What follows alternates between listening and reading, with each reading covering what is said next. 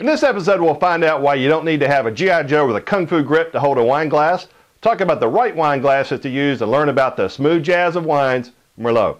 Hi, my name is Mark Adams, and welcome to the Really Fun Wine Show, the show that entertains and educates you about wine.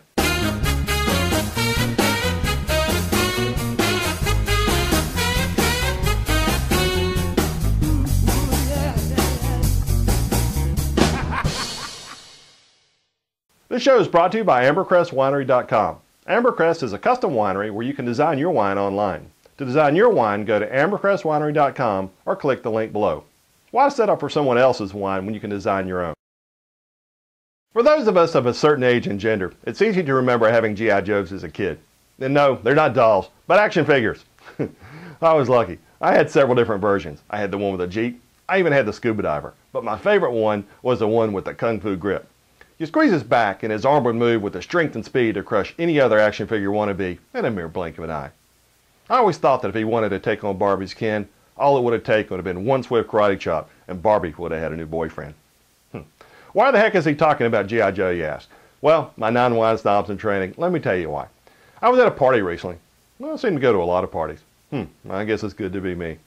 When this guy, the wine tool of the week, was blabbering on about some useless thing, when while holding his glass by the top, he actually crushed the glass and it broke everywhere. Okay, he didn't mean to, but he still did nonetheless. And by the way, when a glass of wine breaks, why is it always red? I tell you this story because it's okay to Kung Fu grip a Ken doll, but never okay to Kung Fu grip a wine glass. Let me show you how easy it is to hold the glass the right way. The best way is simply hold the glass like this. Grab the stem and try and keep your hand off the bowl. The reason wine glasses have stems is because the temperature is very important to the taste. Our hand is a magic 98.6 degrees, and if you hold the glass by the bowl, it'll warm very quickly. Not to mention you can crush the glass. Now you see some people hold a wine glass like this. Ladies, I guess that's okay for you, but if you're a guy and you hold a wine glass like this, you're violating your man contract and you're subject to having your man card revoked. If I see any of you doing this at my next party, I'll personally make fun of you here on the show. So be warned. Now, let's go to our question of the week. Pamela Siege writes in, Dear Mark, do you use the same glass to serve both red and white wine, and how are champagne glasses different? Pamela, excellent question, and one that causes a lot of confusion with wine drinkers. Wine glasses have evolved to an extreme over the years. Remember years ago when you had one small glass and that was used for everything? Well, now if you go out to a restaurant, red wine glasses seem to be so big that you think you could hold the whole bottle. Pamela, there's a school of thought that the shape of the glass makes a big difference to how the aromas are sent up to your nose. Red wines have more aromas, and if the glass is big enough to get your schnoz down in the glass, you'll get more aroma and you'll get more flavor. And I agree with that to a small degree, but remember, glass companies are trying to sell glasses also. On more than one occasion, I've had wine from a plastic cup, and I don't think I've suffered any ill consequences. The wine police didn't even try and write me a ticket. I'm sure they wanted to, though. I'll try and sum it up like this. The last time I was in Italy, I noticed that most of the wine glasses are what we would call water glasses. I asked a winemaker friend why this was. He looked at me with a, I can't believe you'd ask me that look, and he said, Marco, it's not about the glass, it's about the vino. Now, of course, you got to get your hand gestures right if you're going to imitate Italian. Champagne glasses are called flutes because of their long, narrow shape.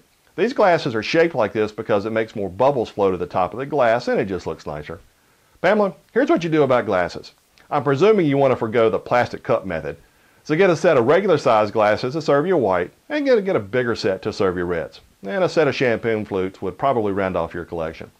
If any of you would like to be more specific, I have a chart on my website that shows you what glass is supposed to go with what variety of wine. You can download it for free by using the link on the screen or the link in the notes below. I hope that helps.